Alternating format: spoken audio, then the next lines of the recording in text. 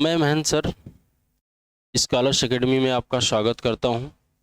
मेरे प्रिय छात्र एवं छात्राओं, आज हम लोग अध्ययन करेंगे भारतीय संविधान के अंतर्गत मौलिक अधिकार का। भारतीय संविधान के अंतर्गत आज हम लोग मौलिक अधिकार का अध्ययन करेंगे। तो सबसे पहली बात तो हम ये जानें कि हमारे भारतीय संविधान में मौलिक अधिकार क्या है। मौलिक अधिकार पूरी तरह से जानने से पहले हम ये समझ लें कि भारतीय संविधान का यह बहुत ही महत्वपूर्ण तथ्य है और यहाँ से सबसे ज़्यादा प्रतियोगी परीक्षाओं में प्रश्न बनते हैं। तो सबसे पहले हम लोग ये देखते हैं कि मौलिक अधिकार क्या हैं।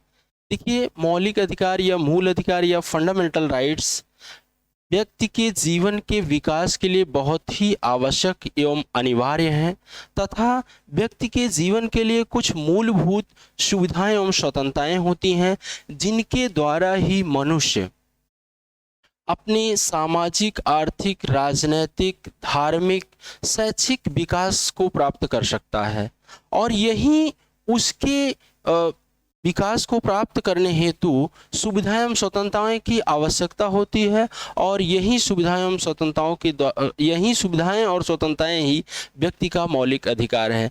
जिस प्रकार से किसी एक परिवार के लिए उसके अभिभावक द्वारा, किसी एक परिवार के बच्चे के लिए उसके अभिभावक द्वारा उसकी सारी मूलभूत सुविधाएं, खाना, कपड़ा, दवा, स्कूल तक भेजने के लिए पूरे खर्च को वहन किया जाता है, ठीक उसी प्रकार से हमारे देश के संविधान के द्वारा देश के प्रत्येक नागरिकों को मौलिक अधिकार प्रदान किए गए हैं।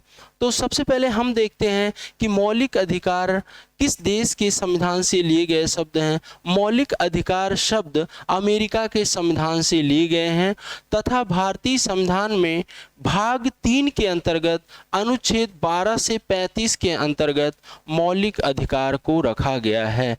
जिस समय भारतीय संविधान का निर्माण हुआ उस समय भारतीय संविधान में 7 मौलिक अधिकार थे।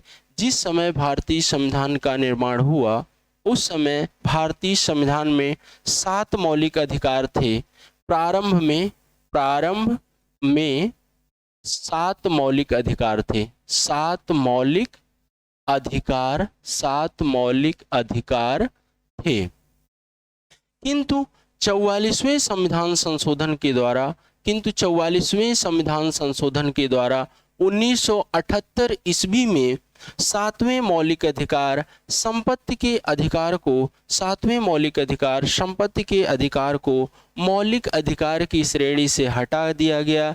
इस प्रकार से वर्तमान समय में 6 मौलिक अधिकार हैं। वर्तमान समय में 6 मौलिक अधिकार कौन कौन से हैं उनका हम लोग अध्ययन करते हैं।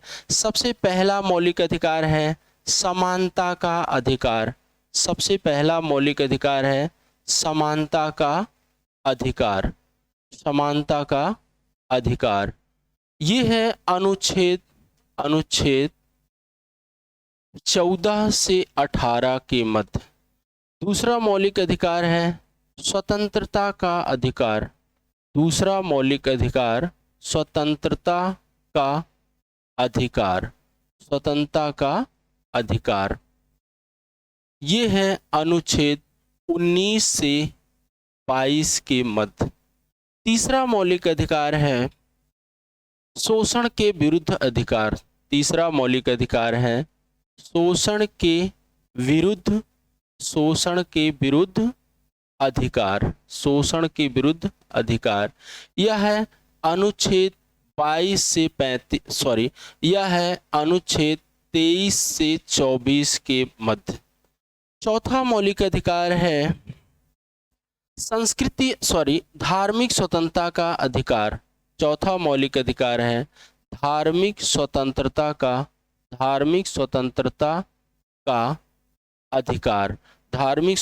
का अधिकार। ये है अनुच्छेद 25 से 28 के अंतर्गत। पांचवा मौलिक अधिकार है संस्कृति एवं शिक्षा संबंधी अधिकार। संस्कृति एवं शिक्षा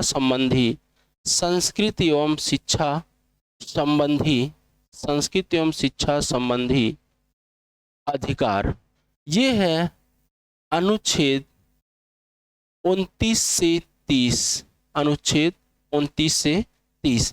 छठा मौलिक अधिकार है संवैधानिक उपचारों का अधिकार। संवैधानिक उपचारों का संवैधानिक उपचारों का अधिकार। संवैधानिक उपचारों का अधिकार ये है अनुच्छेद 32 के अंतर्गत। तो मेरे प्रिय छात्रों, एक बार जरा सा ध्यान दीजिएगा, फिर से हम इसे रिवाइज करते हैं। सबसे पहली बात, जो प्रतियोगी परीक्षाओं में सबसे ज़्यादा इंपॉर्टेंट प्रश्न पूछे जाते हैं, सबसे पहले प्रश्न इस प्रकार से पूछ लिए जाते हैं कि मौलिक अधिकार शब्द किस देश के संविधान से लिए गए हैं। तो हमारा जवाब क्या होगा? अमेरिका। दूसरा नंबर, मौलिक अधिकार का उल्लेख भारतीय संविधान के किस भाग में किया गया है? तो हमारा जवाब होगा भाग 3। भारतीय संविधान के भाग 3 के अंतर्गत किन किन अनुच्छेदों के बीच में मौलिक अधिकारों का उल्लेख किया गया है? तो अनुच्छेद 12 से 35 तक। प्रारंभ में भारतीय संविधान में 7 मौलिक अधिकार थे। संपत्ति का अधिकार 7वां मौलिक अधिकार था, जो 44वें संविधान संशोधन के तहत 1978 ईस्वी में मौलिक अधिकार की श्रेणी से हटा दिया गया। अब यह अनुच्छेद 300 का के अंतर्गत रखा गया है। अब यह अनुच्छेद 300 का के अंतर्गत एक कानूनी या विधिक अधिकार के रूप में रखा गया है। यह एक कानूनी अधिकार के रूप में रखा गया है, अर्थात अब यह मौलिक अधिकार नहीं है। चलिए ठीक है, तो हम लोग अब एक बार पूरी तरह से इन 6 मौलिक अधिकारों का विस्तृत अध्ययन करते हैं। सबसे पहली बात, समानता का अधिकार। तो समानता के अधिकार में सबसे पहले हम समानता का अधिकार,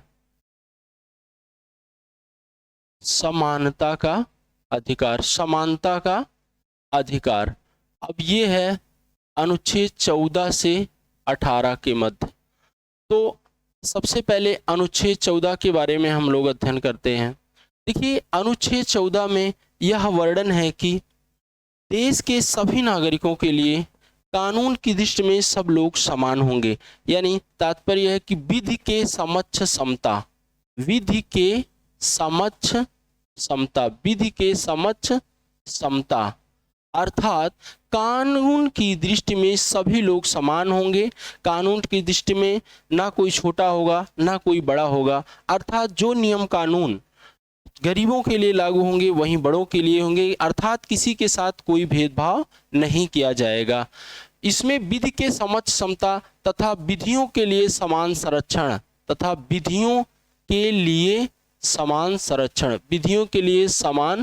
संरक्षण, समान संरक्षण का उल्लेख किया गया है।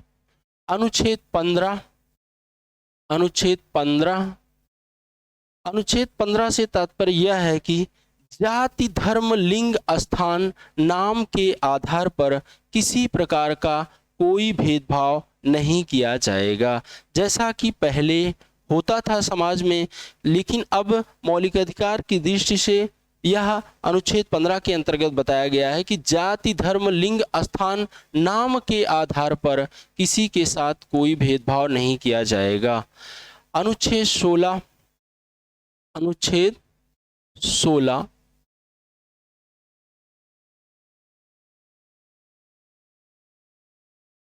लोक नियोजन के संबंध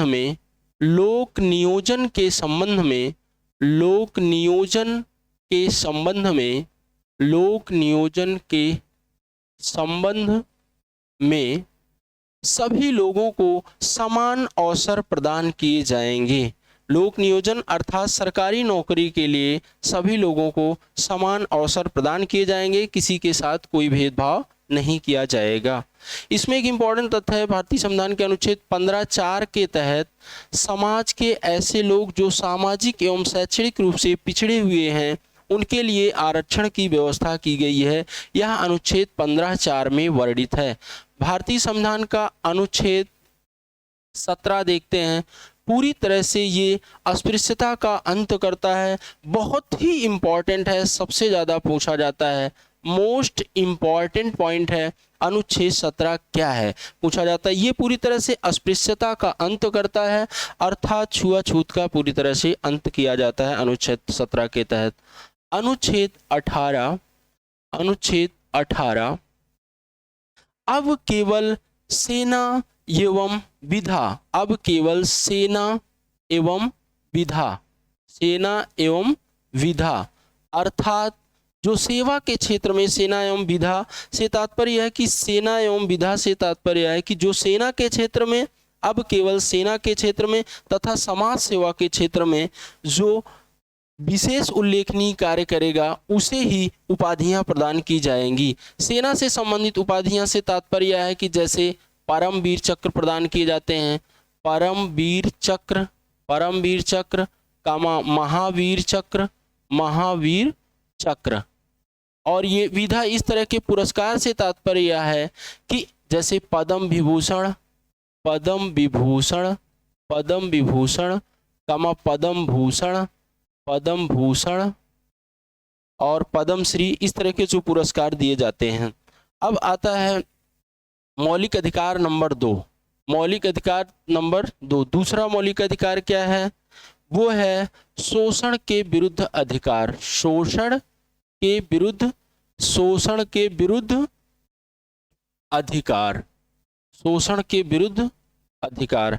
इसमें अनुच्छेद 23 से 24 के अंतर्गत वर्णन किया गया है। अनुच्छेद 23 क्या है? अनुच्छेद 23(1) के अंतर्गत बताया गया है कि महिलाओं एवं बच्चों के क्रय विक्रय पर पूरी तरह से रोक लगा दी गई है। ये एक प्रकार का अपराध माना जाता है और कोई व्यक्ति या बच्चा स्वयं से खुद बिकना नहीं चाहता। यदि अगर इस तरह की स्थितियां किसी भी व्यक्ति के द्वारा या किसी भी व्यक्ति के द्वारा उत्पन्न की जाती हैं तो तात्पर्य ये है कि उस व्यक्ति के मौलिक अधिकारों का हनन हो रहा है और एक प्रकार से यह अपराध है। इस प्रकार से अनुच्छेद 23(1) के अंतर्गत बच्चों तथा महिलाओं के क्रय विक्रय पर पूरी तरह से रोक लगा दी गई है। भारतीय संविधान के अनुच्छेद 23(2) के तहत है बलात् श्रम, बलात् श्रम। बलात् श्रम से तात्पर्य है कि जबरदस्ती, जबरदस्ती, जबरदस्ती किसी भी व्यक्ति से कार्य नहीं करवाया जा सकता, जिसे बंधुआ मजदूरी या जैसे प्रारंभ में दास प्रथा विद्यमान थी उसी के तरह ही यह व्यवस्था थी कि जबरदस्ती किसी भी व्यक्ति से कार्य करवाया जाता था, जिसे हम दूसरे शब्दों में बेगारी भी कहते हैं। अर्थात ये कि चाहे उन्हें भोजन मिले या चाहे उन्हें मजदूरी हम दे या न दे, लेकिन जबरदस्ती बलपूर्वक हम उनसे काम कराते थे। इस प्रकार से अनुच्छेद 23(2) इस बात का प्रतिरोध कर इस बात का पूरी तरह से खंडन करता है। भारतीय संविधान के अनुच्छेद 24 के अंतर्गत, अनुच्छेद 24 के अंतर्गत बाल श्रम का उल्लेख किया गया है। बाल श्रम, बाल श्रम अर्थात अनुच्छेद 24 यह कहता है, बहुत ही इंपॉर्टेंट, अनुच्छेद 23 और 24 बहुत ही इंपॉर्टेंट है प्रतियोगी परीक्षाओं के दृष्टिकोण से। यहाँ से प्रश्न बहुत ही अत्यधिक पूछ लिए जाते हैं। बाल श्रम से तात्पर्य यह है कि 14 वर्ष से कम के किसी भी बालक को किसी ऐसे जोखिमपूर्ण कारखाने में काम के लिए नहीं लगाया जाएगा जिससे उनकी बाल्यावस्था का हनन होता हो, अर्थात मौलिक अधिकारों का हनन होता हो, क्योंकि उनकी वह 14 वर्ष से कम की उम्र बहुत ही इम्पोर्टेंट पढ़ाई लिखाई के लिए होती है। इस प्रकार से अनुच्छेद 24 में बाल श्रम निषेध किया गया है। अनुच्छेद, अब इसके बाद तीसरे नंबर का आता है धार्मिक स्वतंत्रता का अधिकार। धार्मिक स्वतंत्रता का अधिकार, धार्मिक स्वतंत्रता का अधिकार। अनुच्छेद 25 में यह वर्णित है कि देश का कोई भी नागरिक अपने अंतःकरण के द्वारा किसी भी धर्म को स्वीकार कर सकता है, वह पूरी तरह से स्वतंत्र है। अनुच्छेद 26 में यह वर्णन किया गया है कि देश का कोई भी नागरिक अपने धर्म से संबंधित संस्था का निर्माण कराना चाहता है या अपने धर्म से संबंधित अपने धर्म का विकास करना चाहता है तो वह पूरी तरह से स्वतंत्र है, अपनी संस्था का भी निर्माण कर सकता है। और यदि अगर अनुच्छेद 27 में इस बात का वर्णन है कि वह जिस धर्म को मानता है या जिस धर्म से किसी भी प्रकार की कोई आय हो रही है तो उस पर वह कर देने के लिए बाध्य नहीं है। अनुच्छेद 28 में इस बात का वर्णन किया गया है कि किसी भी धर्म से संबंधित यदि अगर किसी भी संस्था का निर्माण किया गया है और वह सरकार द्वारा वित्त पोषित संस्था है तो उसमें किसी विशेष धर्म की शिक्षा नहीं प्रदान की जाएगी। यदि अगर ऐसी कोई धार्मिक शिक्षा प्रदान भी की जाती है तो उसमें किसी को प्रवेश लेने से नहीं रोका जा सकता और उसको किसी को भी उसमें प्रवेश लेने के लिए बाध्य भी नहीं किया जा सकता, लेकिन उनके माता पिता की सहमति का होना बच्चों के लिए जरूरी है। अब ये कुछ प्रावधान है अल्पसंख्यकों के लिए, हम इधर दर्शा देते हैं। मौलिक अधिकार नंबर 4, मौलिक अधिकार नंबर जो चौथा है उसमें वर्णन है, अल्पसंख्यकों के लिए यह वर्णित है। धार्मिक स्वतंत्रता 5वां नंबर है, धार्मिक देखिएगा 23 से 24 और उसके बाद 25 से 28, फिर 29 से 30 के अंतर्गत इसमें 25 से 28 का वर्णन किया गया है। 25 से 28 और है ये 29 से 30 सॉरी एक गलती हो गई है और सबसे पहले हम उसे बता लेते हैं और वो है स्वतंत्रता का अधिकार।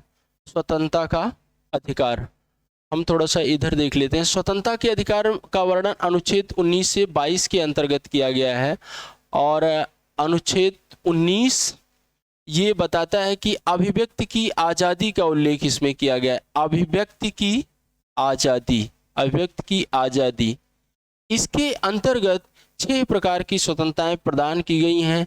नंबर 1 है बोलने की स्वतंत्रता या प्रेस की स्वतंत्रता, बोलने की स्वतंत्रता या प्रेस की स्वतंत्रता। दूसरा नंबर है शांतिपूर्वक सभा करने की स्वतंत्रता, शांतिपूर्वक सभा करने की स्वतंत्रता, शांतिपूर्वक सभा करने की स्वतंत्रता। तीसरा नंबर है संघ बनाने की स्वतंत्रता, संघ बनाने की स्वतंत्रता। देश के किसी भी कोने में आने जाने की स्वतंत्रता, देश के किसी भी कोने में आने जाने की स्वतंत्रता, पांचवा नंबर है देश के किसी भी स्थान पर निवास बनाने की स्वतंत्रता, किसी भी स्थान पर निवास बनाने की स्वतंत्रता। छठवां नंबर है व्यवसाय की स्वतंत्रता, व्यवसाय की स्वतंत्रता। देखिए प्रारंभ में ये यहाँ पर अपवाद थे क्योंकि जब जम्मू कश्मीर भारत का एक अभिन्न राज्य था, किंतु 5 अगस्त 2019 के तहत पूरी तरह से जम्मू कश्मीर के लिए जो मौलिक अधिकारों के अपवाद इसमें सम्मिलित थे वे पूरी तरह से समाप्त कर दिए गए। अब जम्मू कश्मीर भी इस अपवाद से बाहर हो चुका है। अर्थात तात्पर्य है कि जैसे हम किसी भी देश के किसी भी स्थान पर निवास बना सकते हैं, लेकिन पहले ये अपवाद में था कि हम जम्मू कश्मीर में ऐसा नहीं कर सकते हैं। तो अनुच्छेद 19 के अंतर्गत हम लोगों ने इतनी बातों का अध्ययन किया। और अनुच्छेद 20 क्या है? अनुच्छेद 20 दो सिद्धि के संबंध में संरक्षण, दो सिद्धि के संबंध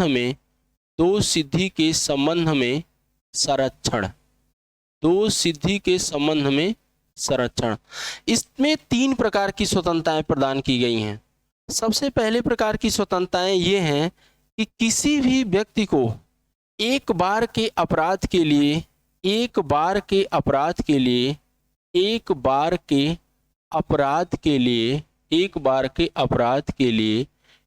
ही बार दंडित किया जाएगा। एक बार के अपराध के लिए एक ही बार दंडित किया जाएगा। दूसरी स्वतंत्रता यह है कि जो नियम कानून उस समय लागू होगा उसी के तहत ही उसे दंड दिया जाएगा। जो नियम कानून लागू होगा उसी के तहत दंडित किया जाएगा। तात्पर्य यह है कि जैसे 2005 में किसी को मतलब उदाहरण स्वरूप बता रहे हैं, जैसे 2005 में कोई नियम बना था, किसी का कोई मर्डर कर देता है तो 302 की केस।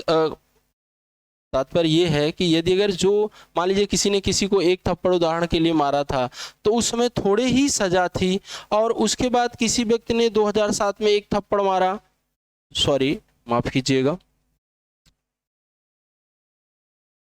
जो नियम कानून लागू होगा उसी के तहत दंडित किया जाएगा, उसी के तहत दंडित किया जाएगा, उसी के तहत दंडित किया जाएगा। तीसरे नंबर, स्वयं के विरुद्ध गवाही देने के लिए बाध्य नहीं किया जा सकता। स्वयं के विरुद्ध गवाही देने के लिए, स्वयं के विरुद्ध गवाही देने के लिए बाध्य नहीं किया जा सकता।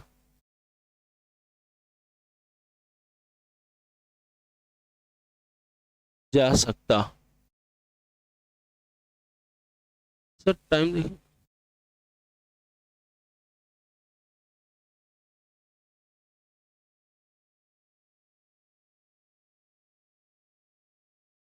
थैंक यू सब लोगों को, सभी लोग इसे पूरी तरह से अच्छे ढंग से तैयार कर लेंगे, बहुत ही इंपॉर्टेंट टॉपिक है।